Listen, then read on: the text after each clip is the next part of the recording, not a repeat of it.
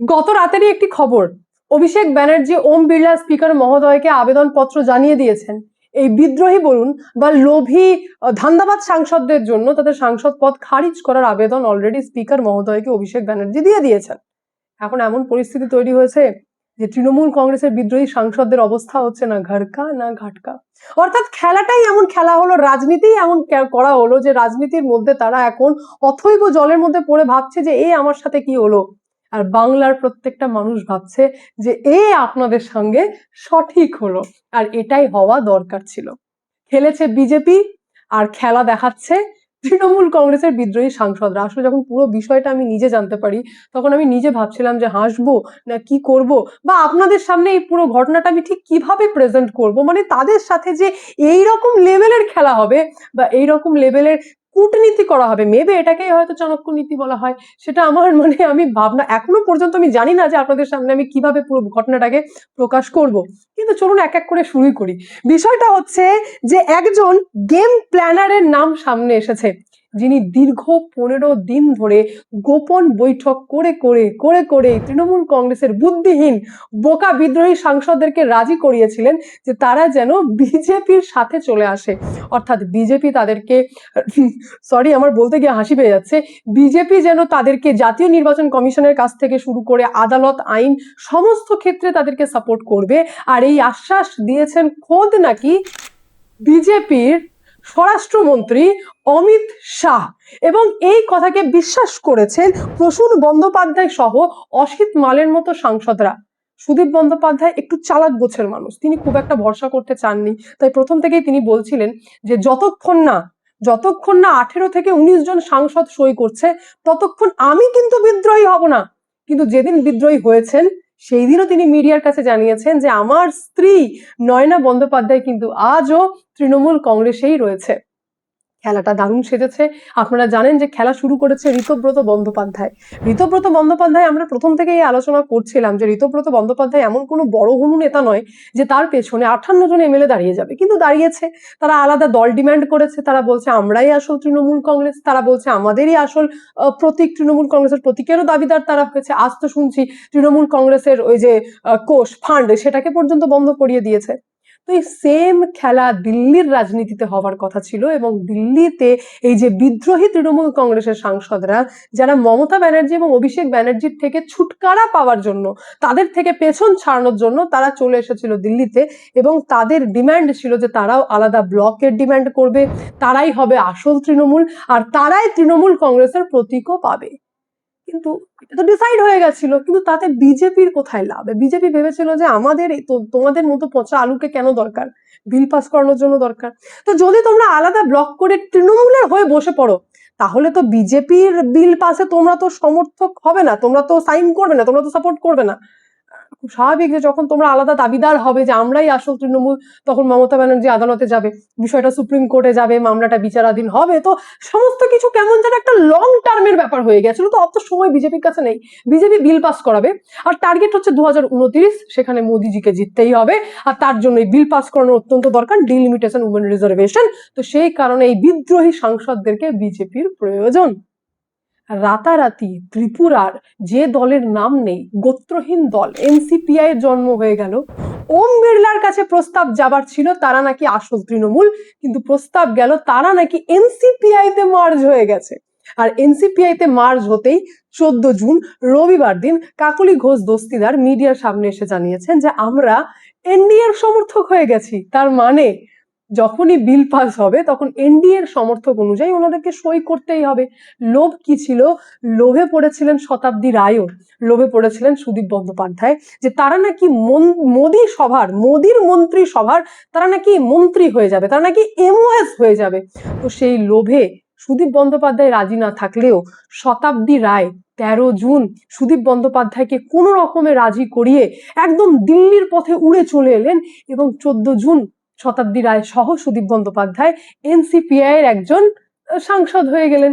আর গতকালকেরই খবর, অভিষেক বন্দ্যোপাধ্যায় বলছেন যে আমরা ডিমান্ড করেছি ওম বিড়লার কাছে, পৃথক পৃথক ইন্ডিভিজুয়াল আবেদন দেওয়া হয়েছে যে এনাদের এই লোভী, এরা স্বার্থপর, এদের যেন সাংসদ পদ খারিজ করা হোক। আর আজ সেই কথা, মানে সেই বিদ্রোহী সাংসদরা বলছে যে ভাই আমি আজকে কোথায়, না বিজেপি মন্ত্রী পদ দিয়েছে আর এদিকে তৃণমূল কংগ্রেস লাথি মারার জন্য ব্যস্ত। তাহলে আজ আমাদের কাছে মন্ত্রী পদের থেকে অনেক বেশি ইম্পর্টেন্ট হয়ে দাঁড়িয়েছে সাংসদ পদ বাঁচানো। তো তাকে বাঁচাতে একমাত্র বিজেপিই পারে। তো বিজেপি কেন বাঁচাবে? কারণ বিলে তাদেরকে সই করতে হবে, এটাই তো খেলা। আমি জানাই আপনাদেরকে রমেশ জির গল্প, কিন্তু তার আগে আমি 1 মিনিট সময় চেয়ে নিই, পরিচয় করাই মার্কেটউলফ। এটি একটি সেবি রেজিস্টার্ড ট্রেডিং অ্যাপ, যেখানে প্ল্যাটফর্ম চার্জ লাগে 99 টাকা লাইফ টাইমের জন্য, আর এখানে কোনো ইয়ারলি মেনটেনেন্স লাগে না। আমি অ্যাপটির ইউজ আপনাদেরকে দেখাই। দেখুন, আমি পিন দিয়ে লগ ইন করলাম, ফলো ট্রেন্ড অপশনে ক্লিক করছি। এখানে আপনারা রিয়েল টাইমে প্রফিটেবল ট্রেডগুলি দেখতে পাবেন। দেখুন আমার ট্রেড কিন্তু প্লেস হয়ে গেছে আর আমি এটাকে লাইভ মনিটর করতে পারছি। এখানে অনেক কম টাকা থেকে আপনারা ট্রেডিং স্টার্ট করতে পারবেন, যেখানে অন্যান্য অ্যাপে 3 গুণ টাকা লাগে। এখানে স্টপ লস ফিচার্সও রয়েছে, যা আপনাকে অতিরিক্ত ক্ষতির হাত থেকে বাঁচাবে। দেখুন এবার আমি স্টপ ট্রেডে ক্লিক করব, আর ব্যাস, এত কম সময় 1856 টাকা আমি প্রফিট বুক করতে পেরেছি। মার্কেটউলফ ফ্রি রিকমেন্ডেশন দেয়, যার মাধ্যমে একদিনে 11,060 টাকা, এক মাসে 84,361 টাকা এবং এক বছরে 5,05,080 টাকা পর্যন্ত প্রফিট বুক করা গেছে, যার কোনো রকম কমিশন লাগে না। সুতরাং আপনারা দেরি না করে মার্কেটউলফ অ্যাপটি ডাউনলোড করুন। লিংক আমি কমেন্ট এবং ডেসক্রিপশন বক্সে পিন করে দিচ্ছি। ট্রেড করুন, নিজের দায়িত্ব করুন। চলুন ভিডিওতে ফেরা যাক। তো যেমনটা আমি আপনাদেরকে বললাম যে আজ এমন পরিস্থিতির মধ্যে তৃণমূল কংগ্রেসের বিদ্রোহী চোর এবং লোভী সাংসদরা দাঁড়িয়েছেন যে না তারা তৃণমূল কংগ্রেসের আর না তারা প্রপার ভাবে এনডিএ হয়ে দাঁড়াতে পারছেন। মানে এনডিএ, বিজেপি তো তাদেরকে নেয়নি, তারা তো এনসিপিআই তে জয়েন করেছে। এবার বিজেপির বিলে সই করা ছাড়া তাদের কাছে আর কোনো অপশন নেই। মন্ত্রী হওয়াটা তো বহু দূর কি বাত। তো এই পরিস্থিতির মধ্যে না ঘরকা না ঘাটকা পরিস্থিতিতে এসে দাঁড়িয়েছে। কিন্তু গেমটা এত সহজ ছিল না। মাস্টার মাইন্ড বা বলতে পারেন গেম প্ল্যানার যিনি ছিলেন, তিনি অন্ধ্রপ্রদেশ থেকে বসে বসে প্ল্যানিং ছকছিলেন। নাম হচ্ছে চিন্তাকুন্টা মুন্নুস্বামী রমেশ। কে ভাই? ইনি হচ্ছেন রমেশ বাবু, যিনি দল ভাঙাতে ওস্তাদ ব্যক্তি। টিডিপি থেকে নিজেকে ছেড়ে এসে 4 জন সাংসদকে ভাঙিয়ে তিনি জয়েন করেছিলেন বিজেপিতে। তখন চন্দ্রবাবু নাইডু এনডিএ এর সাথে যুক্ত হননি এবং তখন জগনমোহন রেড্ডির সরকার হয়েছিল অন্ধ্রপ্রদেশে। তখনই এই চিন্তাকুন্টা মুন্নুস্বামী রমেশ জয়েন করে গেছিলেন বিজেপিতে 4 জন সাংসদকে নিয়ে।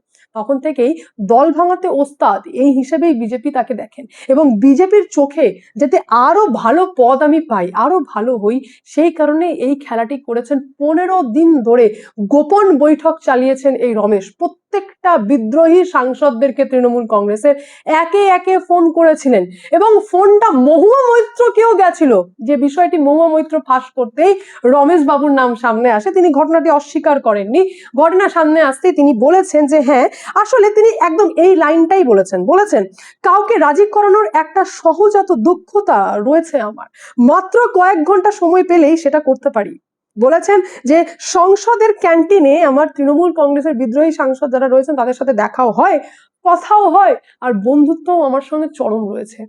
এই পুরো প্ল্যানিং, অর্থাৎ এই বিদ্রোহী তৈরি করতে হবে, তার প্ল্যানিং রমেশজির মাথায় এটা দিয়েছিলেন আর কেউ নয়, ইনি হচ্ছেন আপনার, আমি জানিয়ে দিই আপনাদেরকে, ওই নিশিকান্ত দুবে।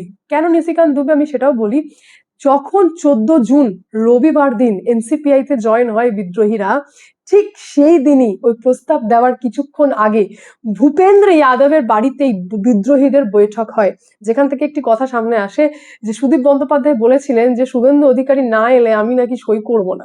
তো সেই জায়গায় দাঁড়িয়ে ভূপেন্দ্র যাদবের বাড়িতে বৈঠক হয় আর সেখানে উপস্থিত ছিলেন নিশিকান্ত দুবে। আর এই নিশিকান্ত দুবেই কিন্তু পুরো প্ল্যানিং এর দায়ভার দিয়েছিলেন রমেশ জির ওপর, যিনি টিডিপি ত্যাগী বিজেপির সাংসদ আর 2024-এ তিনি রেকর্ড ভোটে জয়লাভ হয়েছিলেন। মানে 2,96,000, প্রায় 3 লক্ষ ভোটে তিনি জিতেছিলেন। তো সেই রমেশের ওপরেই ভরসা করেছিলেন নিশিকান্ত দুবে এবং বৈঠকে যেটা ডিসাইড হলো সেটা হচ্ছে এই বিদ্রোহীরা তৃণমূল কংগ্রেসের দাবিদার না হয়ে তারা এনসিপিআই তে জয়েন করে গেল। তো এই বুদ্ধিহীন মূর্খ যারা কি স্বার্থ, মানে এই 2-4 জনকে লোভ দেওয়া হয়েছিল, মানে এরা তো এমনিতেই আমাদের রাজ্য থেকে এতই দুর্নীতি দেখে অভ্যস্ত এবং জেল যাবার ভয় তাদের মধ্যে এতটাই কাজ করে যে তার মধ্যে 2-4 জনকেই যে অফার দেওয়া হলো যে তোমাদেরকে মন্ত্রী করা হবে, তাতেই তারা 20 জনকে নিয়ে হাজির হয়ে গেছে। আর থাকলো কথা ওই রমেশ বাবুর, আন্ধ্রপ্রদেশে তিনি যথেষ্ট নামকরা একজন ব্যবসায়ী, অর্থাৎ আর্থিক দিক থেকে উনি খুব একটা হালকা নন। তো পুরো ব্যাপারটা বুঝতেই পারছেন, সেরকম জায়গায় দাঁড়িয়ে আজ এই তৃণমূল কংগ্রেসের লোভী সাংসদদেরকে ঝেড়ে লাথি তো অভিষেক ব্যানার্জি মেরেই দিয়েছেন, আর এদিকে বিজেপিও তাদেরকে নেয়নি, তারা একটা এনসিপিআই এর মতো দলে থেকে দাঁড়িয়ে গেছে। আর এইবার এমন পরিস্থিতি তৈরি হয়েছে যে বিজেপি যদি বলে ওঠ তো উঠবে, বিজেপি যদি বলে বস তো বসবে। ভালো হয়েছে, বাঙালির প্রত্যেকটা লোক যারা ভাবছিলেন যে বিজেপি এই পচা আলুদেরকে নেবে না, তাদেরকে নেয়নি, তাদেরকে ঘাটকা ঘাটকা পরিস্থিতিতে ফেলে দিয়ে এবং তাদের কাছ থেকে কি করে কাজ বার করতে হবে এমনই কূটনৈতিক চাল চলেছেন, এবং সেই চালের শিকারই হয়েছেন এই বিদ্রোহী, লোভী, চোর, ডাকাত সাংসদরা, যারা সরকার পরিবর্তন হতেই আবার নিজেদের স্বার্থের সন্ধানে এপার ওপার করতে শুরু করে দিয়েছিলেন। তো এই হচ্ছে পরিস্থিতি, যে পরিস্থিতির মধ্যে আরেকটি বড় খবর সামনে আসছে, সেটা হচ্ছে এইবার কলকাতা পুলিশের মধ্যে 18 কোটি টাকার দুর্নীতি ফাঁস। ভাবতে পারছেন, এই আমরা কোথায় নেতা, এমএলএ, এমপির মধ্যে পড়ে আছি, আর এদিকে পুলিশের মধ্যে এত বড় দুর্নীতি ফাঁস হয়েছে। 18 কোটি টাকার দুর্নীতি, আর এই এমন দুর্নীতি যেমন মহুয়া মৈত্র একটা সময় দেশকে বিক্রি করে দিচ্ছিলেন, সেই রকমই অবস্থা যে পুলিশ বাহিনীতে থেকে কিভাবে এরা ইকুইপমেন্টের মধ্যে দুর্নীতি করতে শুরু করেছে। বিষয়টা হচ্ছে যে এই যে ওয়্যারলেস কমিউনিকেশন, এটার জন্য, এটাকে আধুনিকরণ করার জন্য দিল্লির একটি সংস্থার সাথে কলকাতা পুলিশের একটি চুক্তি হয়, যে চুক্তির মধ্যে লং টার্ম ইভলিউশন কমিউনিকেশন সিস্টেমকে ডেভেলপ করার ছিল, এবং সেই কারণে 18 কোটি টাকা ব্যয় হওয়া চালু হয়।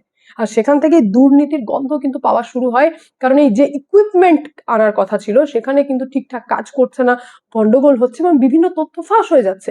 এটা হতেই কলকাতা পুলিশের অডিট উইং এর তরফ থেকে একটি বিশেষ তদন্তকারী দল এসআইটি গঠন করা হয়, এবং সেই এসআইটি গঠন হতেই ধরা পড়ে যে ওরে বাপরে, এখানেও কাটমানির গল্প রয়েছে। 50 লক্ষ টাকার কাটমানির গল্প, যে গল্পের মধ্যে জড়িয়েছে ওয়্যারলেস ব্রাঞ্চ এর দুজন শীর্ষকর্তা, জড়িয়েছেন একজন ওসি এবং একজন সুপারভাইজার, এবং তারপর পুরো তদন্ত ফাঁস, এবং জানা যাচ্ছে যে তারা ইকুইপমেন্ট মানে সিস্টেমকে ইমপ্রুভ করা, মানে তাদেরই জিনিস, এটা পুলিশেরই প্রয়োজনীয় জিনিস, সেখানে পর্যন্ত তারা ঘোটালা করেছে। আর তারা এমন লেভেলের ঘোটালা করেছে যে ঘোটালা লক্ষ্যর নিচে হচ্ছে না। তো আমরা নেতা মন্ত্রীর পেছনে দৌড়াচ্ছি, আর এদিকে পুলিশের দুর্নীতি যা সামনে আসছে, এরা তো মানে প্রযুক্তিকে নিয়ে পর্যন্ত দুর্নীতি করতে পিছু পা হচ্ছে না, এমন পরিস্থিতি। তো এই জায়গায় দাঁড়িয়ে এখন লালবাজার থানার মধ্যে চরম মানে একদম কৌতূহল, একদম হালচাল চলছে, জোরে বাপরে তো ভয়ঙ্কর দুর্নীতি সামনে এসেছে। তো আমি অ্যাজ আ সাধারণ পাবলিক হিসেবে শুভেন্দু অধিকারী, আমাদের বর্তমান মুখ্যমন্ত্রী তথা পুলিশ মন্ত্রীর কাছে আবেদন জানাবো যে ইমিডিয়েটলি এই বিষয়ে নজরদারি করুন এবং এটাকে নিয়ে আরো সঠিকভাবে তদন্তের মানে ব্যবস্থা করুন। কারণ এই যে পুলিশ বাহিনীর মধ্যে দুর্নীতি, এটার থেকেও ইম্পর্টেন্ট হচ্ছে ইকুইপমেন্ট, যে বিষয়গুলি বা যে যন্ত্রপাতির মাধ্যমে তারা ইনভেস্টিগেশন করবে, বা তারা মানে এটা ভীষণ একটা বড় ব্যাপার যে তুমি মেশিনের মধ্যে কি করে দুর্নীতি করতে পারো, যেটাকে আধুনিকরণ করা হচ্ছে, সেখানে কিভাবে দুর্নীতি হতে পারে। মানে ব্যাপারটা এরকম হলো যে কোনো রাইফেল অর্ডার দেবে, মানে ভবিষ্যতে এরকম হতে পারে যে আমি কোনো রাইফেল অর্ডার দিচ্ছি, বিদেশ থেকে হয়তো আসার আছে, সেখানেও কাটমানির গল্প, তো যখন প্রয়োজন রাইফেল চালাবো তো গুলি বেরোবে না। মানে পরিস্থিতি এইরকম যে যন্ত্রপাতির মধ্যে তোমরা কিভাবে দুর্নীতি করতে পারো, বাকি তো বালি কয়লা বুঝলাম, যেটা তদন্তকারী সংস্থার জন্যই প্রয়োজন, যেটা পুলিশেরই কাজে লাগবে, সেখানে কি করে কাটমানি খেতে পারে। তো এই বিষয়টাকে অত্যন্ত গম্ভীরের সাথে নিয়ে তদন্ত যেন সঠিক হয়, এবং যারা যারা যুক্ত তাদেরকে ইমিডিয়েটলি পানিশমেন্টের ব্যবস্থা করতে হবে, কারণ এই দুর্নীতি মানা যাবে না, কারণ এটা পুলিশ বাহিনীর মধ্যে ঢুকে গেছে দুর্নীতি। এই দুর্নীতি দূর করা অত্যন্ত প্রয়োজন, না হলে শিকড় থেকে পুরো নষ্ট হয়ে যাবে। মানে শিকড়ই তো দুর্নীতিতে, যে দুর্নীতির তদন্ত করবে সেই যদি দুর্নীতিবাজ হয়, তাহলে দুর্নীতির আর ফয়সলা করবে কে? এটা হচ্ছে পরিস্থিতি। আর তারই মধ্যে আরেকটা বড় খবর পেয়েছি যে তৃণমূল কংগ্রেসের ব্যাংক অ্যাকাউন্ট থেকে নাকি ইডি কে গেছে 10 কোটি টাকা। 2024 সালে যখন অ্যালকেমিস্ট চিট ফান্ড সংক্রান্ত মামলায় অরূপ বিশ্বাসকে তলব করা হয়, যিনি তৎকালীন কোষাধ্যক্ষ ছিলেন, সেই টাইমে তৃণমূল কংগ্রেসের ব্যাংক অ্যাকাউন্ট থেকে, তৃণমূল কংগ্রেসের ফান্ড থেকে ইডির কাছে গেছে 10 কোটি টাকা। এবার আপনাদের মধ্যে অনেকেই বলবেন যে আরে বাপরে, ইডি তো করাপ্টেড, ব্যাপারটা সাবজেক্ট টু ইনভেস্টিগেশন। কিন্তু আমি মনে করি যদি ইডি করাপ্টেড হয়, যদি ইডির টাকারই খাওয়া থাকে, ক্যাশ নেবে না, এরকম অ্যাকাউন্টে ট্রানজাকশন করিয়ে নিজেই কেন ফেসে যাবে, মানে ইডি নিজেই কেন ফাঁসতে চাইবে? এটা কি কোনো রকম প্ল্যানিং তৃণমূল কংগ্রেসের, যে প্রত্যেকটা নেতাকে কোথাও না কোথাও জড়িয়ে দাও, তারপর তাকে ব্ল্যাকমেল করো? আজকে ইডির অ্যাকাউন্টে 10 কোটি টাকা ট্রান্সফার করা মানে ভবিষ্যতে যখন ইডি এই অরূপ বিশ্বাসের মতো নেতাকে তলব করতো, তখন বলা হতো এই যে 10 কোটি টাকা ট্রান্সফার ওপেন করে দেবো, মিডিয়ায় চলে আসবে, কিন্তু কার নাম খারাপ হবে, কে ফাঁসবে, এবার দাও প্রমাণ দাও, আদালত হবে, কোর্ট হবে, প্রমাণ দিতে হবে। তো এই যে গল্পটা সামনে এসেছে, আমি ইডি সংস্থাকে সন্দেহ করছি বা আমি তৃণমূল কংগ্রেসকে সন্দেহ না, আমি চাই এটারও তদন্ত হোক এবং সঠিক কি সেটা সামনে আসুক। এটাও কি তৃণমূল কংগ্রেসের কূটনীতি ছিল, নাকি সত্যি করাপশনের কোনো গন্ধ পাওয়া যাচ্ছে? অর্থাৎ সঠিক রিপোর্ট আমাদের সামনে আসা প্রয়োজন। বাকি পুরো বিষয় নিয়ে আপনাদের কি মন্তব্য অতি অবশ্যই কমেন্টের মাধ্যমে জানান। আমি এখানে এন্ড করি, দেখা হচ্ছে নেক্সট ভিডিওতে। ভালো থাকবেন, সুস্থ থাকবেন, সঙ্গে অদ্বিতীয় চ্যানেলকে অতি অবশ্যই সাবস্ক্রাইব করবেন, কারণ একটাই, যা হবে স্পষ্ট হবে। মার্কেট অফ অ্যাপটি ইতিমধ্যে 2 মিলিয়নের বেশি মানুষ ডাউনলোড করে ফেলেছে। এটি iOS এবং অ্যান্ড্রয়েড দুটোতেই অ্যাভেলেবল রয়েছে। সুতরাং দেরি না করে ডাউনলোড করুন মার্কেট অফ, লিংক আমি কমেন্ট এবং ডেসক্রিপশন বক্সে পিন করে দিয়েছি। ট্রেড করুন, নিজের দায়িত্ব করুন।